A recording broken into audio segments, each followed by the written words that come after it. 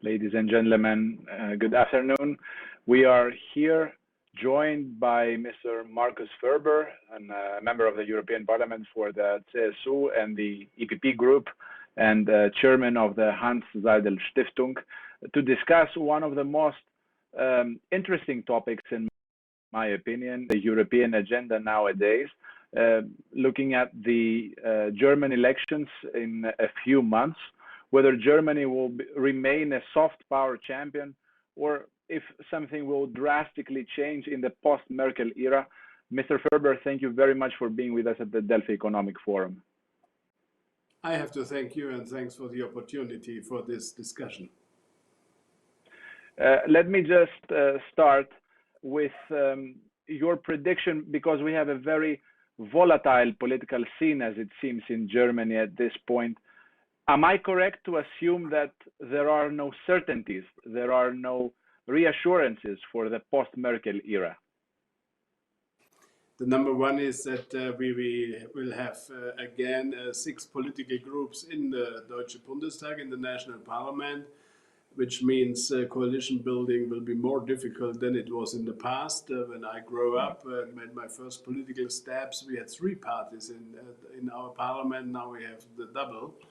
And that means that we will have minimum 2, probably 3 parties coalitions.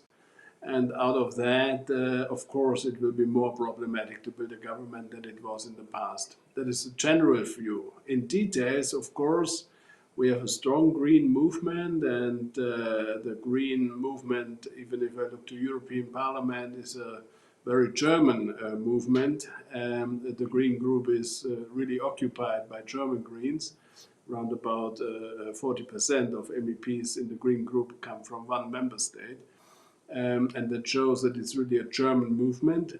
On the other hand, the issues of climate change, I think, are in all party programs in our days, beyond the extremists on the right who deny climate change.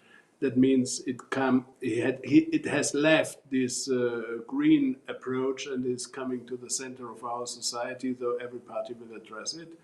And on the other hand, Social Democrats are exhausted in government. That is really my impression. So we will see what's coming up. And of course, we have no one who has a bonus being the chancellor of the past, as Ms. Merkel is stepping down, not running again, not even for the parliament. So it will be in any case a change, yes. I will come back to the coalition options and the coalition formation in just 2 minutes, but let us take a step behind. With Angela Merkel leaving office in a few months, we are practically witnessing the end of an era after 16 years in power. Is Germany better off now than it was 2005 when Angela Merkel took over? And what is the legacy left behind? Because this has also been widely criticized in certain. Yeah, but you have to look at what happened in these 16 years. The era of Merkel showed a transition period. I remember quite well in 2007 when Mr. Putin was delivering a speech in German language at our national parliament, offering Russia, which wants to cooperate with the European Union. We are far away from that.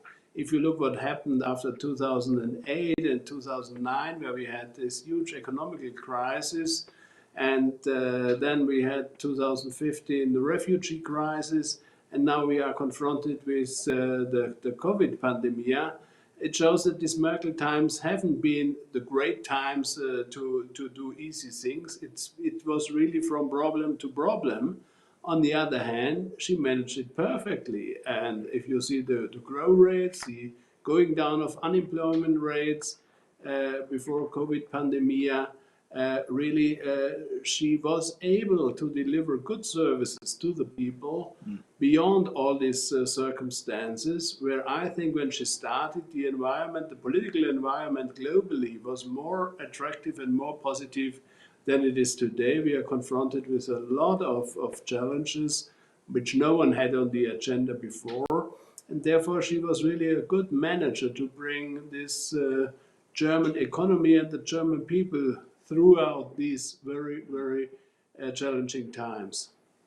Speaking of this management style, which has been widely discussed but seemed to be rather effective in multiple crises, as you mentioned, the financial crisis, the migratory crisis, and so on and so forth, is there a personality in the German political landscape which could play alongside, for instance, Mr. Macron or Mr. Draghi, which are leading European figures, or will the fate of Europe be left to them? Honestly, all of them started as being unknown people, and the same was the starting point of Angela Merkel. I remember quite well the discussions whether she is able, coming from Eastern Germany, not having this anchor in the Western world, not having this experience of democracy, as in her youth she lived in a communist country. So there have been a lot of complaints, and I remember quite well the second day she was in office, she visited European Parliament and European Commission and sent out a strong signal about her European commitment. So everyone has its learning curve, and Merkel delivered a great job, although in the beginning there have been a lot of doubts. And I think the same was for Mario Draghi or even for Emmanuel Macron. And as Macron has elections next year, we will see what's going to happen. In Italy, everyone knows after the Italian elections, latest 23, Mr. Draghi will be dropped out by the parties who brought him now into the power. So I think she was really a stabilizing factor for a long period. And that is something which we have to replace. As if I look to the European landscape, we need some more leaders, as Draghi is only for a transition period, and Emmanuel Macron will have a huge challenge in the elections at home next year. This is correct, and that's why it's very interesting to see who will be the German chancellor for the coming years. And my question is straightforward: is Armin Laschet up for the job, or would you have rather a man like Markus Söder?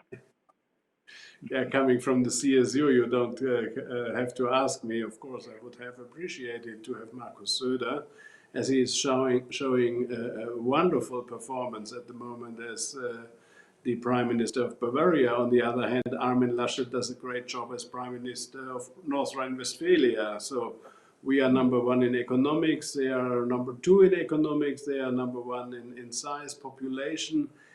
He is European committed. I know him as a colleague in the European Parliament a few years ago. He has a lot of experience in coalitions. We don't have that in Bavaria. Not so strong experiences around that, although we are in a coalition at the moment, but with a movement which is very close to us and is not represented on national level. So everyone has its advantages and its disadvantages. The decision is now Armin Laschet, and I think with his experience, he can deliver a good job. If I look on the other side, what the Greens have nominated, Annalena Baerbock has no experience in government, has only experience as a member of a Land, of Brandenburg in Eastern Germany, never had responsibility for more than a handful of employees. I have some doubts. It's not only whether you know fact and figures, where she has to improve her knowledge as well, but it as well to lead a country means experience in leading a ministry, experience in being a member of a government, to learn how these structures are working. And of course, although she is European committed, she does not have the experience as Armin Laschet, who was member of the European Parliament, has a huge network all over Europe. Yes. Do you think this experience factor will actually play a role in the decision-making process? Because someone might say that a fresh face after 16 years of Merkel governments could be a new start for German politics. Yeah, we have to be aware of that. But as Merkel is not running again, we will have a new face in any case. It's different to 1998, where I was a young MEP, when Helmut Kohl ran again, and people said, wow, 16 years of Kohl are enough, now we take the other option. And at the end, a red-green coalition, Social Democrats and Green, could be established with Mr. Schröder as Chancellor. As Ms. Merkel is not running, everyone knows it's a new phase in any case. So I think we will not have this mood, 16 years are enough and this government is exhausted. It isn't on the one side. We are not exhausted. It's the Social Democrats who are exhausted.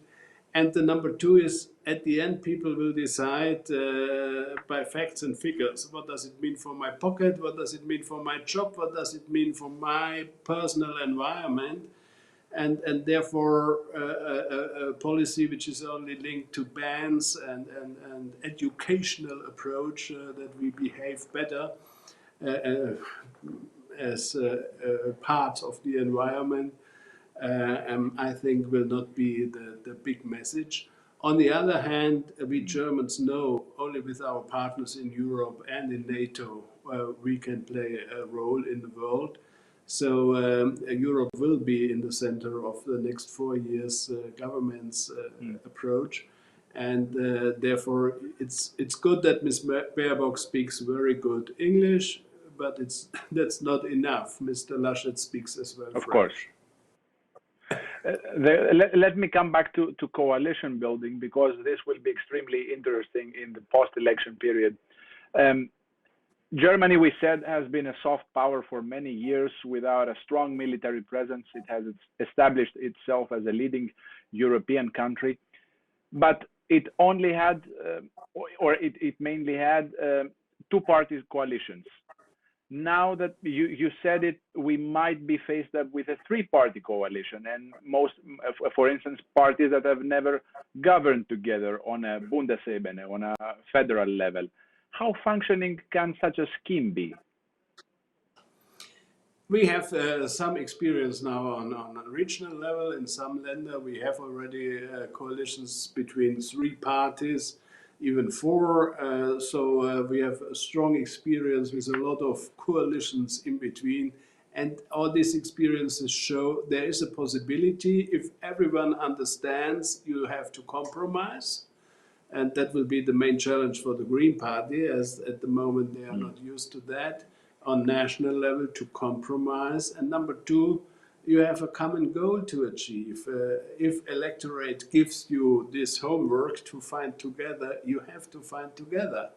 And if you look to the Liberal Party, who 3.5 years ago negotiated a coalition between CDU, CSU, Greens and the Liberals, and at the end left these negotiations, that was not well received by the electorate, not to take responsibility. And therefore, I think everyone learned its lesson that if you run for elections, if you want to be on the side who can do something, which means in power, and to build a government, you have to take responsibility and you have to find compromises on everything. And that is the main lesson, which I think especially the Liberals have learned and the Greens will have to learn. Yes, and my last question, talking coalitions, do you have a certain preference? Do you have something you feel is more likely to happen? For instance, this Jamaica coalition, you talked with CDU, CSU, the Greens and the Free Democrats, the Liberal Democrats, I'm sorry. Is this a possibility? Is it on the table? It is a possibility. We will see. At the moment, the Liberals are not needed if you look to the polls. But the polls in March, April or May are not the results in September. So we will see what the electorate really is doing, and then we will see. I think at the end, our system asks for stable majorities according to our constitution, and therefore it will make sense really to build a broad government that we can organize these stable majorities. Mr. Ferber, thank you very much for taking the time to be with us. I wish you all the best, and thanks to everyone for watching.